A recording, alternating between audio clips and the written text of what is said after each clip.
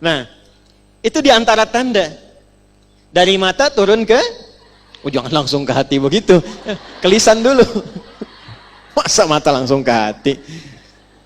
Pulang ah. Dari mata turun ke lisan. Coba lihat fungsi lisan. Apa fungsinya lisan? Bukan sekedar bicara. Kata Nabi, "Man kana yu'minu billahi wal yaumil akhir falyakul khairan aw liyasmut."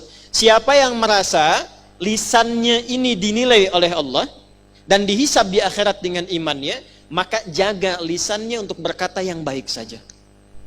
Jadi fungsi lisan saat diciptakan itu membawa fungsi akhlak kembali ke sini.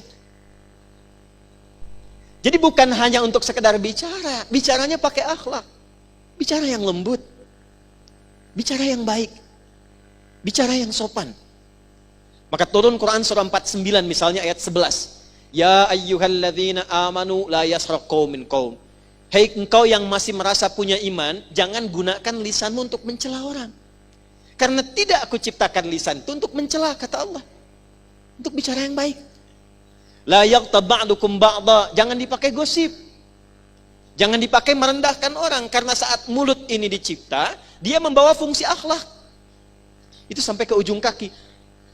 Dari ujung kepala sampai ujung kaki. Nah, sifat yang tadi menuntun kita supaya menjaga semua anggota tubuh, supaya kehormatan kita terjaga seperti fitrah saat dilahirkan, itu sifatnya disebut dengan ahrama yuhrimu. Ihram hukumnya disebut dengan haram dari kata hurmah.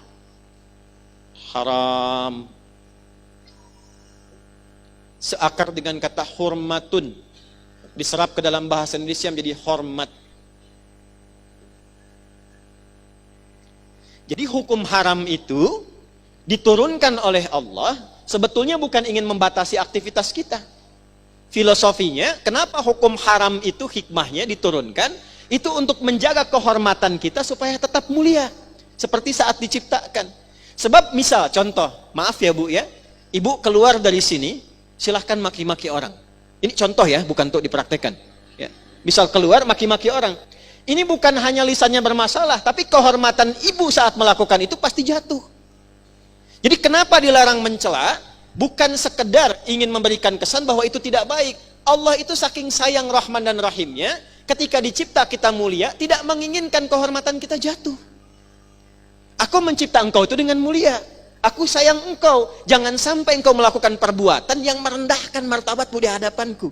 Dan menjatuhkan kehormatanmu di hadapan orang lain. Itulah sebabnya kenapa mencela dilarang. Kenapa menyakiti dilarang. Kenapa hukumnya haram? Dari kata hurmah untuk menjaga kehormatan.